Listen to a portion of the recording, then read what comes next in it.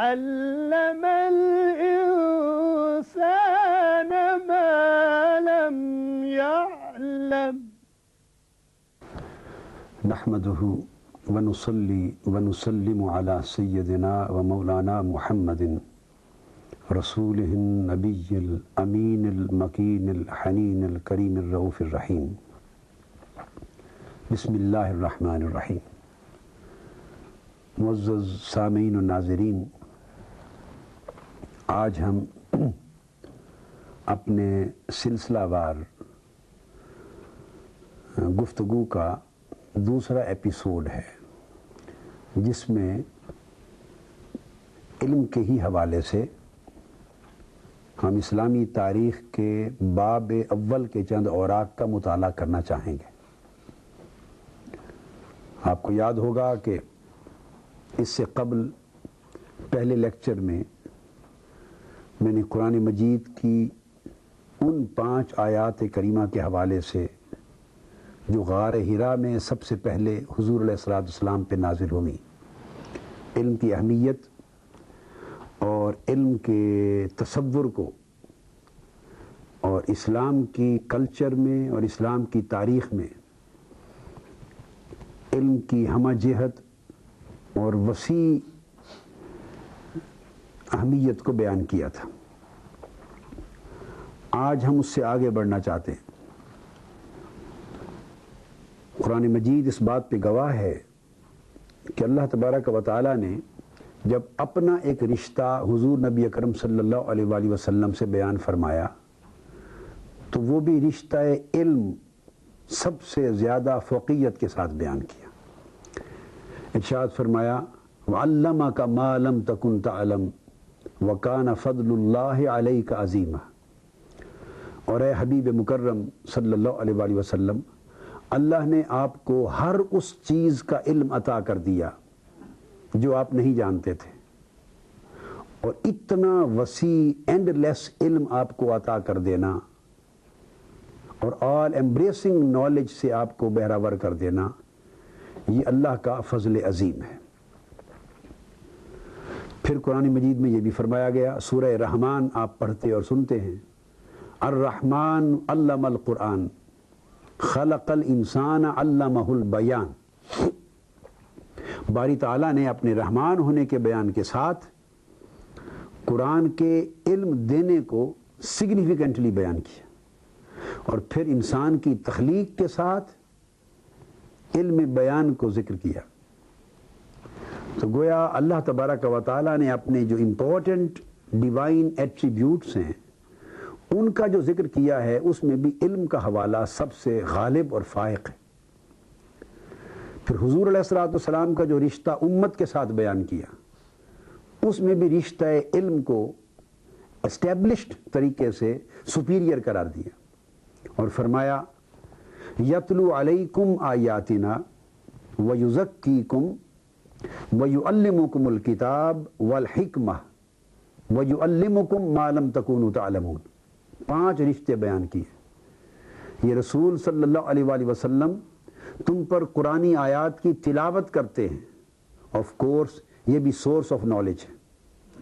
پھر تمہارا تزکیہ کرتے ہیں، سیلف پیوریفیکیشن، یہ اسپریچول اور مورل ٹریننگ کا پروسیس ہے۔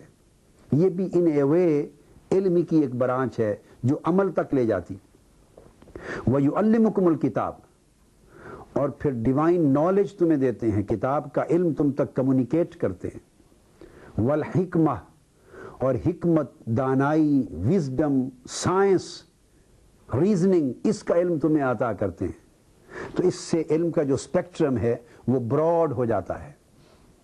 اور اس کے بعد فرمایا وَيُعَلِّمُكُمْ مَا لَمْ تَكُونُوا تَعْلَمُونَ، اور پھر جو کچھ تم نہیں جانتے، علم کی جس برانچ سے تم آشنا نہیں ہو، ان سارے علم کے میدانوں کے بیسکس اور فنڈامنٹلز تمہیں عطا کر دیتے ہیں۔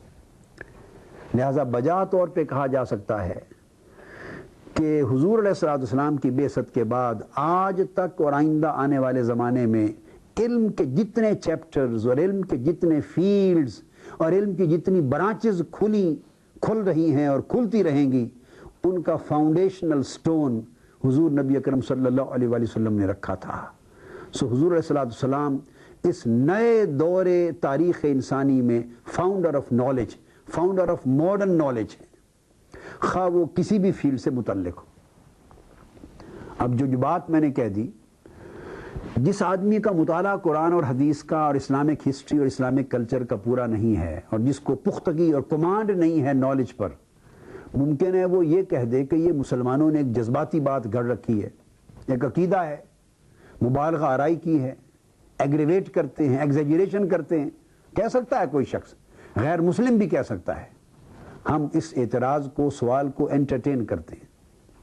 اب ہم اس کا انالیٹیکل جواب دیں گے، اس کو سبسٹینشیٹ کریں گے تاریخی حقائق کے ساتھ، اس کے لیے ہسٹوریکل ایویڈنس دیں گے، اور وہ ایویڈنس جسے دنیا کا کوئی فرد، خواہ اس کا تعلق کسی بھی مذہب و کلچر سے ہو، ڈینائی نہ کر سکے، تاکہ یہ جو فیکٹ ہے یہ بیونڈ آل ڈاؤٹس اسٹیبلش ہو سکے۔ اور اس بات کے کہنے کا ایک میرا بنیادی مقصد یہ بھی ہے کہ آج کی نوجوان نسل، خواہ اس کا تعلق سرزمین پاکستان سے ہے، وہ پاکستان میں رہتے ہیں، یا آپ لوگ یورپ میں جس طرح آباد ہیں، یہیں پیدا ہوئے اور پاکستانی خاندانوں کی اولاد ہیں، یا ویسٹرن ورلڈ میں یا ایسٹرن ورلڈ میں کہیں بھی پاکستانی قوم رہتی ہے، اور ان جنرل جہاں بھی مسلم امہ رہتی ہے، مسلمان نیو جنریشنز، وہ آج مغربی مادی تہذیب، ثقافت اور سائنس اور ٹیکنالوجی کی ترقی کی وجہ سے ان کے اوپر ایک ذہنی اور نفسیاتی مرعوبیت کا کنسپٹ غالب ہے، مرعوبیت، اور وہ اس لیے مرعوب ہیں کہ جس دور میں انہوں نے آنکھ کھولی، مسلمانوں نے علم کے باب میں کوئی اچیومنٹ نہیں کی۔ آج کے دور میں مسلمانوں پر جمود طاری ہے، تعطل طاری ہے، یہ علم کی خیرات لینے اور علم کی اعلیٰ ڈگریز کے لیے بھی ویسٹرن ورلڈ میں جاتے ہیں، ڈاکٹریٹ وہاں جا کے کرتے ہیں، ایڈوانسڈ ایجوکیشن وہاں جا کے کرتے ہیں، اور مسلمان کے ملکوں میں بھی ویسٹرن ہائر ڈگریز کی قدر و قیمت وہاں کی ڈگریز کے مقابلے میں زیادہ ہے۔ تو یہ ایک طرح کا غلامی کا دور آ گیا ہے، پست ہمتی کا دور آ گیا ہے۔ اس نے اسلام کا جو اپنا انٹلیکچوئل ڈومیننس تھا، اس کے ادراک سے آج کی نسل کو محروم کر دیا ہے، اور آج کی نوجوان نسل کو اپنے عظیم ماضی کے ساتھ کٹ آف کر دیا ہے۔ اور آج اگر وہ کوئی بات سنتے ہیں کسی سے بڑے پرعظمت ماضی کی، تو وہ سمجھتے ہیں کہ یہ گپ ہے، یہ من گھڑت داستان ہے، اس کی کوئی حقیقت نہیں ہے۔ میں آپ کو ایک واقعہ بتاتا ہوں۔ میں جب پنجاب یونیورسٹی لاء کالج میں پڑھاتا تھا ایز پروفیسر آف لاء، تو اسلامک انٹرنیشنل لاء پہ بات کر رہا تھا، اور ویسے جو ماڈرن انٹرنیشنل لاء ہے ہمارا اپنا، اس پر گفتگو کرتے ہوئے اوپن ہائم اور سٹارک وغیرہ نے جو کچھ لکھا ہے، تو انٹرنیشنل لاء کی، ویسٹرن انٹرنیشنل لاء کی ہسٹری بیان کر رہا تھا لیکچر کے دوران۔ اس میں انہوں نے ڈیولپمنٹل پیریڈ بیان کرتے ہیں۔ آپ بھی یہاں انٹرنیشنل لاء کو جب پڑھتے ہیں تو گریک پیریڈ سے شروع ہوتی ہے، جب لاء کی اور انٹرنیشنل لاء کی ڈیولپمنٹس، اور آج ماڈرن ورلڈ تک آتی ہے، تو اس میں درمیان کا 1000 سال کا عرصہ میڈیول پیریڈ، اس کو ڈارک ایجز کا نام دیتے ہیں۔ یعنی گریک پیریڈ آتا ہے، رومن امپائر آ جاتی ہے، اور جب اسلام کی پروملگیشن اور اسلامی دور بعثت محمدی کا آتا ہے، اس وقت سے لے کر موجودہ 17ویں اور 18ویں صدی عیسوی تک، جب یورپین اور ویسٹرن ورلڈ میں علم کا اور ٹیکنالوجی اور لاء کا عروج آیا ہے، یہ درمیان کا 1000 سال کا عرصہ، اس کو ویسٹرن ہسٹورینز سائنس کے باب میں، کلچر کے باب میں، نالج کے باب میں، لاء کے باب میں ڈارک ایجز کا نام دیتے ہیں۔ تو ہمارے نوجوان اور آپ نے بھی جن میں یونیورسٹیوں اور کالجز میں پڑھا ہے، وہ سمجھتے ہیں کہ medieval period were dark ages. یہاں میں نے سوال کیا کہ why they were dark ages, کیوں؟ کیا علم اولڈ اینشنٹ ٹائم جو تھا گریک اور رومن ٹائم کے بعد 1000 سال کی چھلانگ لگا کے ماڈرن یورپین پیریڈ میں داخل ہو گیا، خلا کے ذریعے آیا، یا زمین پر from civilisations to civilisations, from nations to nations, from countries to countries, وہ سفر کرتا ہوا گریجولی آیا؟ سوال یہ ہے، یہ کیوں ڈارک ایجز بن گئی؟ یہ مغرب کا تعصب ہے، جس نے آج مسلمانوں کی زوال پذیر علمی حالت کو دیکھ کر، آج گرے ہوئے پسماندہ، مظلوم اور بدبخت مسلمانوں کی اس کیفیت کو دیکھ کر ناجائز فائدہ اٹھایا ہے اور ایکسپلائٹ کیا ہے، اور ان کے پرعظمت ماضی کے دور کو بالکل اندھیروں کے پردوں میں چھپا کے ان کی آنکھوں سے اوجھل کر دیا ہے۔ یہ ڈارک ایجز اس لیے ہے کہ اس وقت محمد مصطفیٰ صلی اللہ علیہ وسلم کی بعثت ہوئی تھی، یونان کا دور ختم ہو گیا تھا، رومن امپائر کا دور آیا تھا، اور جب رومن امپائر کی سیولائزیشن اور رومن امپائر کا جو کلچر اور نالج جب زوال پذیر ہو گیا تھا، اس کے بعد یورپ تو نہیں آیا ڈائریکٹلی، رومن امپائر کے بعد یورپ کی سیولائزیشن تو نہیں اٹھی، درمیان میں 1000 سال اسلام کے آئے ہیں۔ ڈارک ایجز اس لیے ہے کہ پورا یورپ اس وقت ڈارکنس میں تھا، امریکہ ڈارکنس میں تھا، پوری ویسٹرن ورلڈ اگنورنس اور الٹریسی کے اندھیرے میں تھی، مگر اندھیرے میں یہ تھے، ہم تو نہیں تھے، ہم تو اس وقت ٹارچ بیئررز تھے، ہم علم کے چراغ جلا رہے تھے، علم کی شمع روشن کر رہے تھے ہمارے آبا و اجداد۔ کبھی مکہ میں علم کا چراغ جل رہا تھا، کبھی مدینہ میں چراغ جلا، وہاں سے پھر کوفہ کی سرزمین پہ علم کے چراغ جلے، وہاں سے دماسکس میں علم کے چراغ جلے، وہاں سے مصر میں علم کے چراغ جلے، وہاں سے قرطبہ میں علم کے چراغ جلے، وہاں سے کورڈووا کے بعد گرینیڈا میں علم کے چراغ جلے، بال بکہ میں علم کے چراغ جلے، سیریا میں علم کے چراغ جلے، پھر بغداد میں علم کے چراغ جلے، پھر نیشا پور نظامیہ ایران میں علم کے چراغ جلے، پھر سینٹرل ایشیا میں علم کے چراغ جلے۔ وہ 1000 سال جسے مغربی دنیا نے اسلام دشمنی کے پیش نظر ڈارک ایجز کہہ کر مسلمانوں کے اس علمی کاوشوں اور علم کی اچیومنٹس کو اندھیرے میں پھینک دیا ہے، وہ ڈارک ایجز ان مغربی دنیا کے لوگوں کے لیے تھی، اسلام اور امت مسلمہ کے لیے نہیں تھی۔ اسلام 1000 سال تک مشرق سے مغرب تک پوری دنیا کو علم کا نور بانٹ رہا تھا۔ مغربی دنیا اور یورپ کے لوگ علم کی خیرات لینے کے لیے اس وقت دماسکس آ رہے تھے، قرطبہ آ رہے تھے، غرناطہ آ رہے تھے، بغداد آ رہے تھے، مصر آ رہے تھے۔ اب انہوں نے کیا کیا کہ تاریخ علم لکھتے ہوئے اس کو ڈارک ایجز کہہ کر اپنے صفحات سے نکال دیا، اور رومن امپائر کی اچیومنٹ کے بعد ڈائریکٹ ماڈرن ویسٹرن ڈیولپمنٹس پہ آ گئے، اور میڈیول ایرا کو آج کتابیں میں آپ کو کوٹ کروں گا کہ میڈیول ایرا پہ جو کتابیں لکھی گئی ہیں کیا وہ ان حقائق کو بیان کرتی ہیں یا نہیں۔ میں بتانا یہ چاہتا ہوں کہ جتنا ماڈرن ورلڈ، میڈیول اور ماڈرن ورلڈ میں جو علم کا بریک تھرو ہوا ہے وہ اسلام اور پیغمبر اسلام صلی اللہ علیہ وسلم کا مرہون منت ہے۔ آئیے ہم اس کا تھوڑا سا آج تاریخی جائزہ لیتے ہیں۔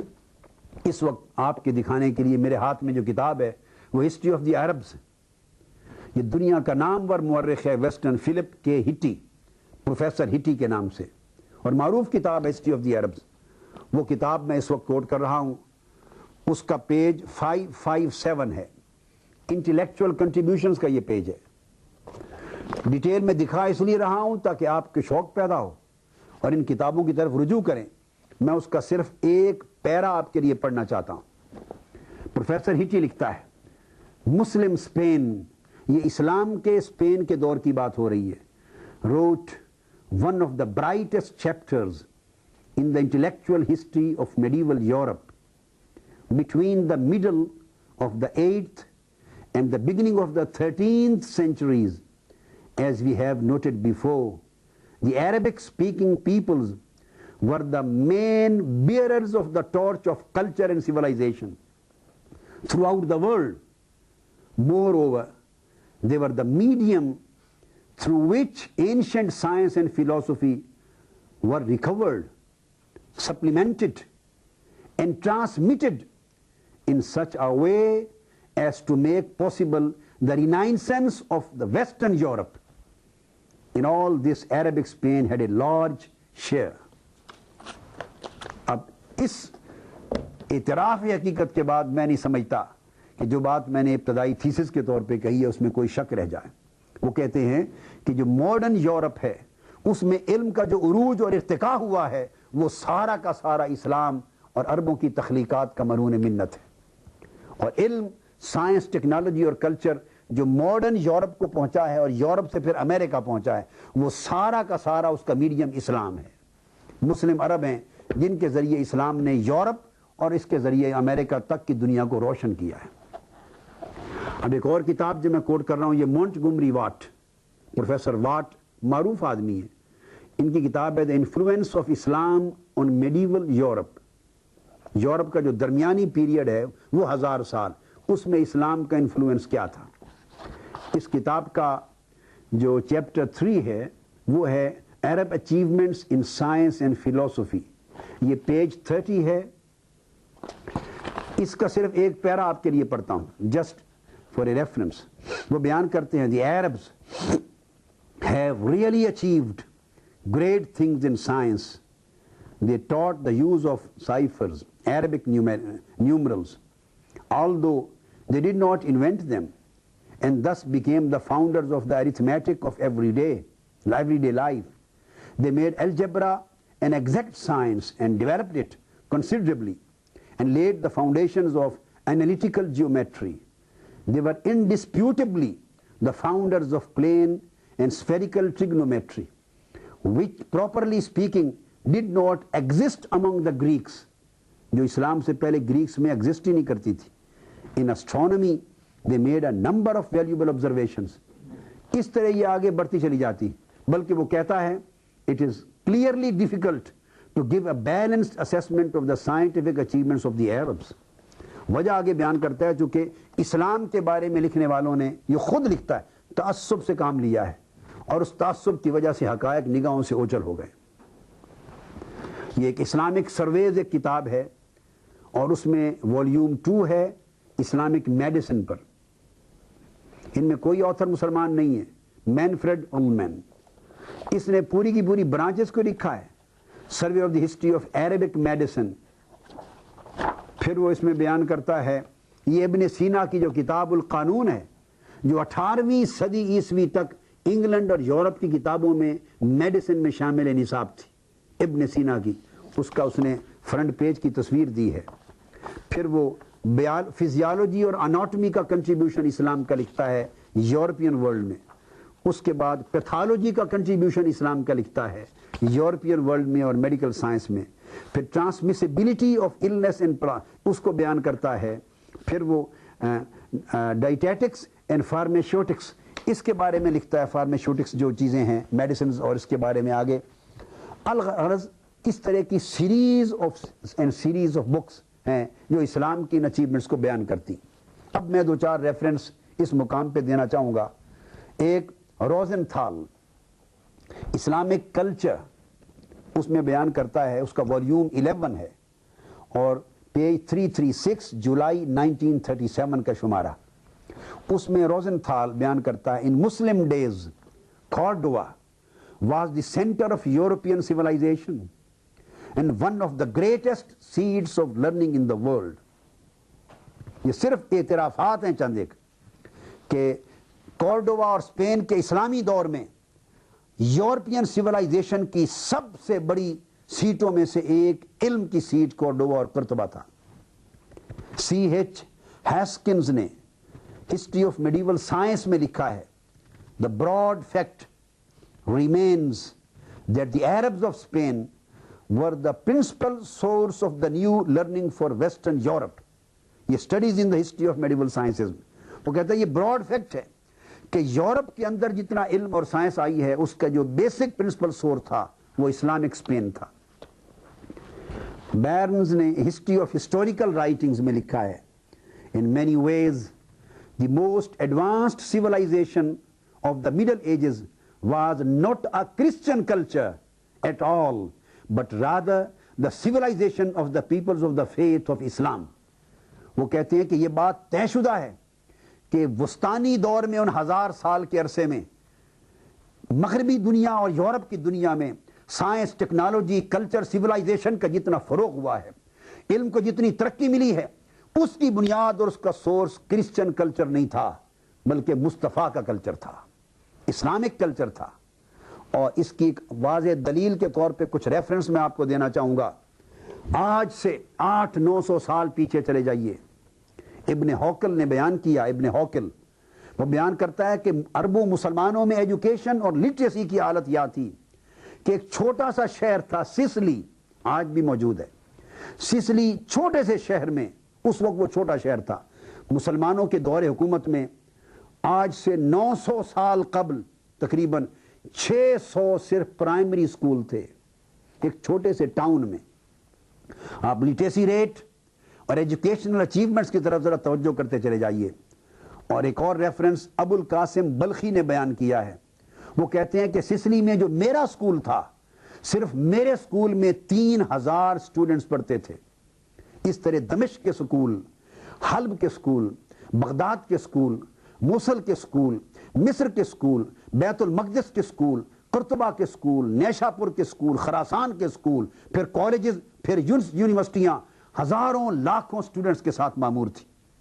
اور بغداد کی انٹرنیشنل جامعہ نظامیہ، انٹرنیشنل یونیورسٹی، جس کے کسی زمانے میں امام غزالی وائس چانسلر رہے، نظامیہ یونیورسٹی بغداد 9ویں صدی ہجری، یعنی آج سے تقریباً 900-800 سال قبل کی بات، 700-800 سال قبل، اس میں وہ فرماتے ہیں کہ صرف بغداد کی ایک یونیورسٹی میں 6000 سٹوڈنٹس زیر تعلیم تھے، ایک یونیورسٹی کے اندر.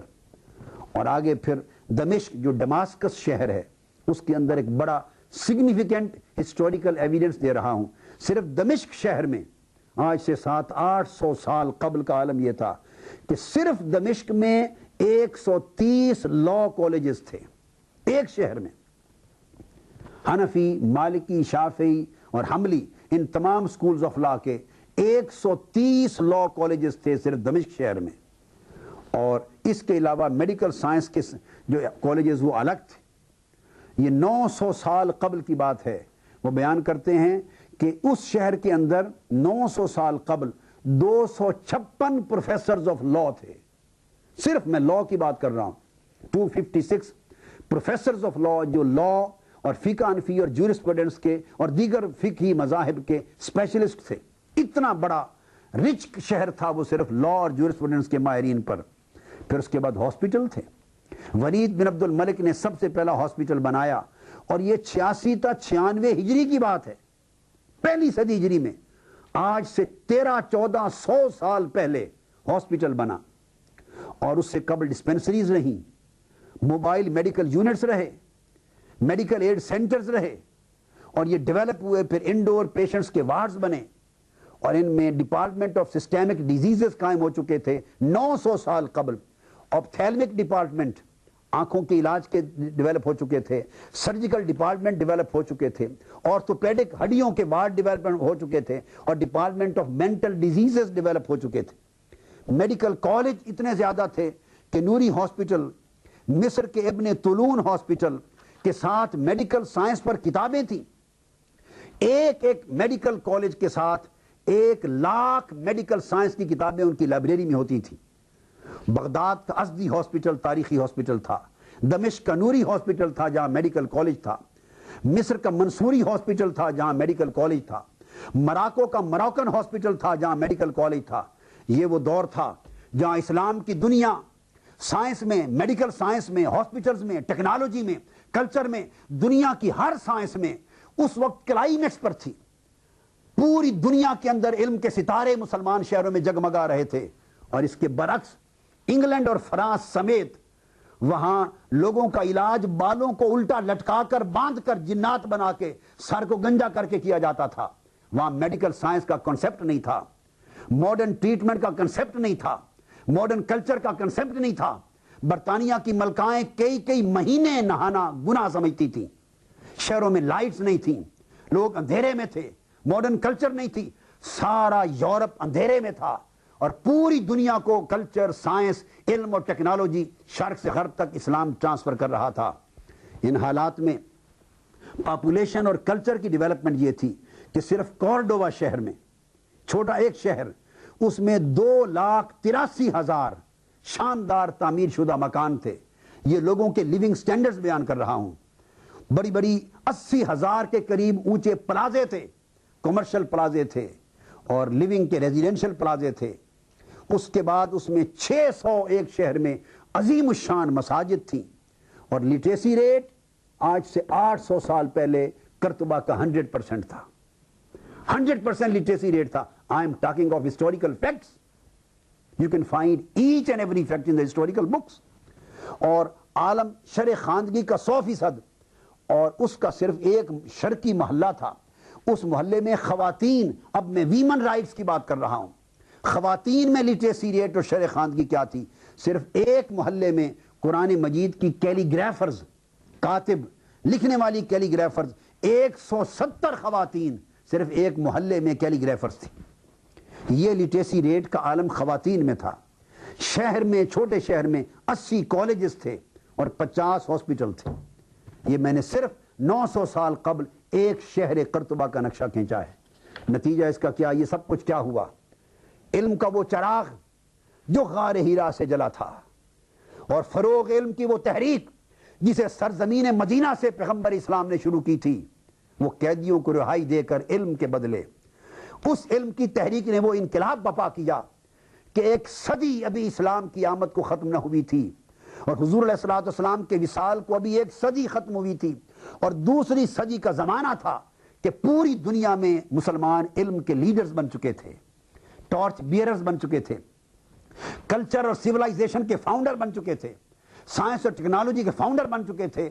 اگلی سیریز میں آپ کو اسپیسیفک ایک ایک برانچ کی طرف پھر لے کے جاؤں گا، ایک ایک برانچ آف نالج اور branch of science per specific بات کریں گے کہ کتنی کتنی بڑی اچیومنٹ تھی.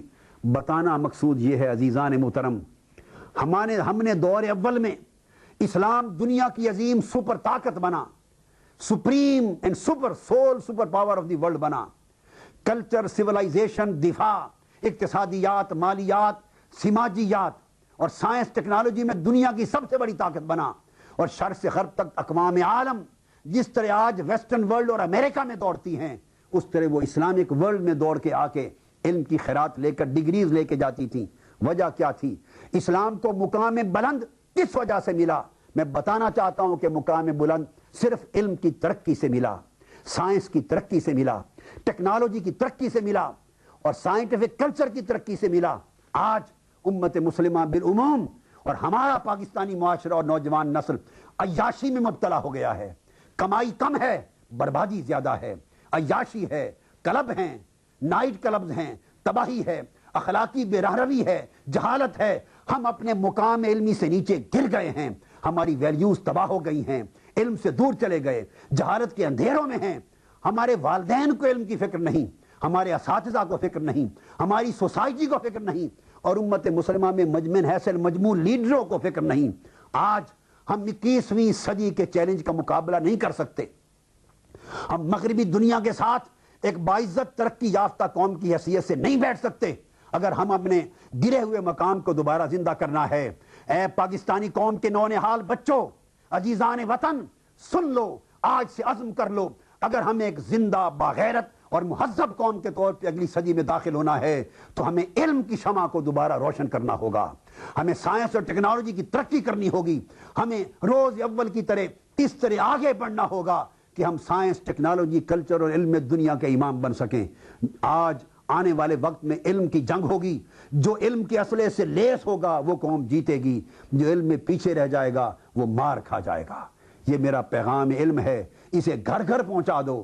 اور پاکستانی قوم کو سرخرو کرنے، پاکستانی قوم میں پوری مسلم ورلڈ کو لیڈ کرنے کا پوٹینشل موجود ہے، کیپیبلٹی موجود ہے. پاکستانی قوم کے بچوں کے پاس وہ ٹیلنٹ ہے جو دنیا کی کسی قوم کے پاس شاذ ہوگا، مگر ضرورت اس ٹیلنٹ کو ایکسپلوئٹ کر کے چینلائز کرنے کی ہے. اور میرا پیغام اس پوری قوم کو فقط یہ ہے کہ علم کی شمع کو ہاتھ میں اٹھا لو، علم کے اسلحہ کو ہاتھ میں اٹھا لو. دنیا کی کوئی طاقت تمہیں دنیا فتح کرنے سے روک نہیں سکتی. اللہ پاک ہمیں اپنی مدد و نصرت سے نوازے اور علم کی ترقی کی عظیم محنت کے ساتھ ہمیں بہراویاب فرما دے. والسلام علیکم ورحمۃ اللہ وبرکاتہ.